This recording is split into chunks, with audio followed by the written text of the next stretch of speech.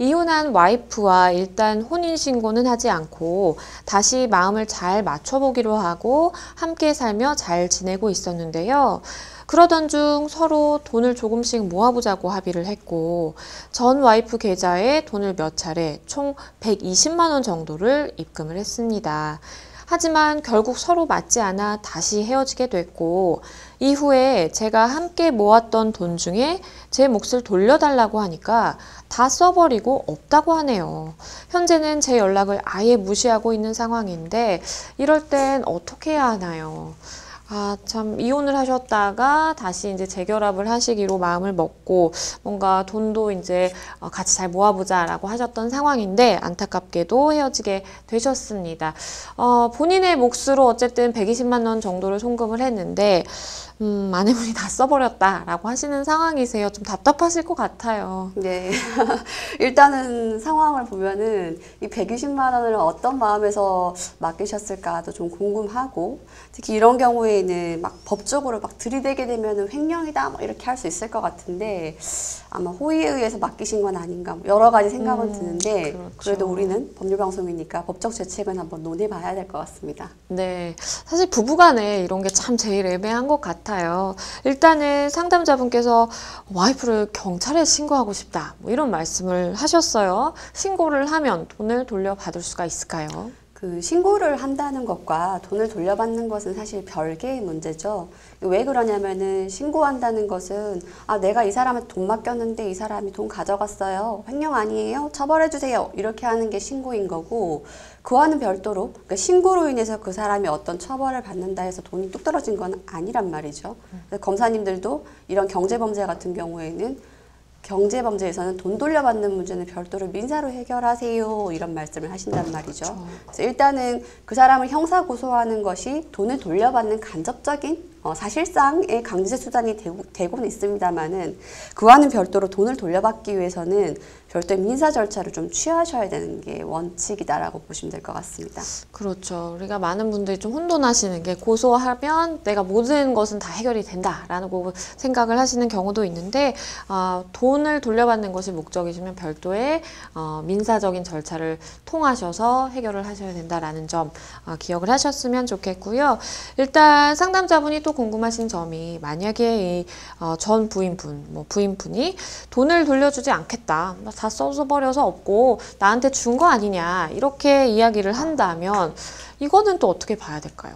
근데 좀 두 분 사이에 특별한 관계가 좀 애매할 수 있을 것 같아요. 그쵸. 만약에 서로 친구지간이나 아니면 선후배지간인데 내가 저 사람한테 뭐 사라고 돈 좀 맡겼더니 그걸 홀랑 써버렸다 이렇게 되면은 횡령죄죠. 그쵸. 영락 없는 횡령죄인데 이 두 분 사이에서는 이혼을 하시고 다시 재결합하기로 마음을 먹고 다시 부부 공동생활을 시작하던 찰나에 이런 일이 발생한 상황이어서 어떻게 보면은 뭐 사실혼 아니면은 법률혼 부부관계에 있는 발생한 사건이라고 봐야 될 것 같고 부부관계에는 결과적으로는 공유재산, 부부 공동재산이라는 개념이 있어서 이 120만 원을 어떻게 모으셨는지가 좀 애매하셔서 그렇죠. 그걸 좀 분명히 하셔야 될 것 같습니다.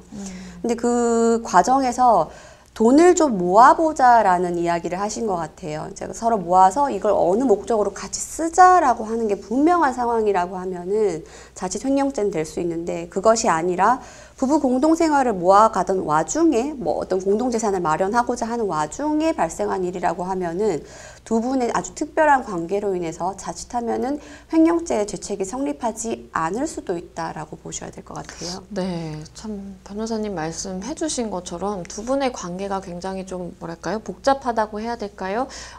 결혼을 하셨었고 법률혼 관계셨지만 헤어진 이후에 그러니까 사실은 법적으로는 남남이지만 하지만 또 재결합을 하고자 하면서 같이 또 살림을 합쳐서 공동생활을 하시던 중이기 때문에 이게 좀 복잡한 부분이 있고 하지만 부부라고 사실 본다면 이 120만 원을 어떤 목적으로 어떤 경위로 두 분 간의 오고 간 대화라든지 실제 목적이 굉장히 중요할 것 같다라는 생각이 듭니다.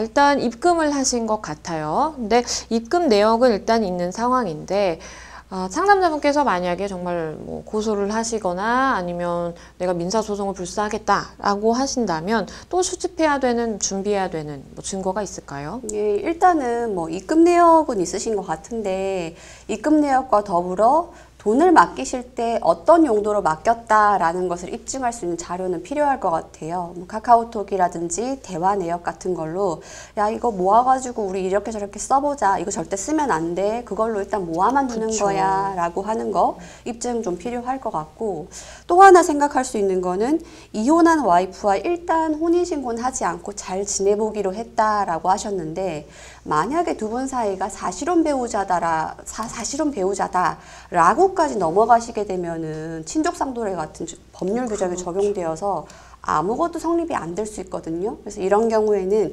역으로 우리가 그냥 잠시 좀 재결합을 타진하는 과정에서 동거관계에 불과했던 것이지 진짜 막 여러 사람들한테 우리 다시 새 출발하기로 했어. 우리 와이프야, 우리 남편이야. 이렇게까지는 안 갔다. 단순 동거관계에서 벌어진 일이다라는 것도 좀 추가로 입증을 하셔야 될 것 같습니다. 네, 변호사님께서 말씀해 주신 것처럼 이 돈을 어떻게 쓰기로 했는지 그 목적에 대해서 논의하셨다는 뭐 증거라든지 대화 녹취, 뭐 메시지 캡처본 뭐 이런 것들이 있다면 큰 도움이 될 것 같고요. 그리고 무엇보다도 두 분의 관계가 단순히 잠시 동거하는 관계였다라는 점을 입증할 만한 그런 또 추가 증거 자료를 확보하시면 큰 도움이 되실 것 같습니다. 일단 상담자분께서 하시는 말씀이 적은 돈인 것은 나도 안다. 하지만 이건 나에게 굉장히 중요한 돈이고 무엇보다도 전 부인이 굉장히 괘씸하다라는 말씀을 해주셨어요. 그래서 아마 적은 돈이지만 내가 정말 소송까지도 불사하겠다라고 생각을 하시는 것 같은데 뭔가 소송까지 이르는 건 추천할 만할까요? 일단은 좀 비추천 드리고 싶고요. 금액이 너무 작고 근데 금액이 작다고 해서 저는 그 권리가 소홀하다거나 별것 아니라는 것은 아닌데 사실 그렇게 들어간 소송인 경우에는 당사자분들이 후회하시는 경우도 많고 그쵸. 힘들어하시는 경우도 많아서 하물며 수억 원의 소송을 하는 경우에도 진행을 하다가 너무 힘들어하시는 걸 많이 목도하다 보니 적은 금액인 경우에는 그 소송 외적인 방법으로 좀 잘 해결을 하시고 아니면 그냥 넘어가셔야 될 수도 있습니다 라고 말씀은 드리는데요. 그냥 다 됐고 나 일단은 소송 한번 가보고 싶다 라고 한다면은 민사소송 제기를 하셔야죠. 그리고 상대방에게 소장을 보내면서 당신이 가져간 그 돈 불법행위니까 내놔 이렇게 소송을 진행을 하셔야 되고 법원에서 소장을 접수를 하시는 것이 필요할 것 같습니다. 네, 일단은 그래도 비교적 가까웠던 관계에 있으셨던 분과의 분쟁입니다. 그렇기 때문에 일단은 소송으로 바로 이제 이르기보다는 잘 먼저 해결을 좀 해보시고 정 안 되면 뭐 소송을 하셔야 되겠죠. 하지만 굉장히 좀 시간이 많이 걸릴 수 있고 본인도 상대도 좀 많이 힘들 수 있다라는 점까지 짚어주셨습니다.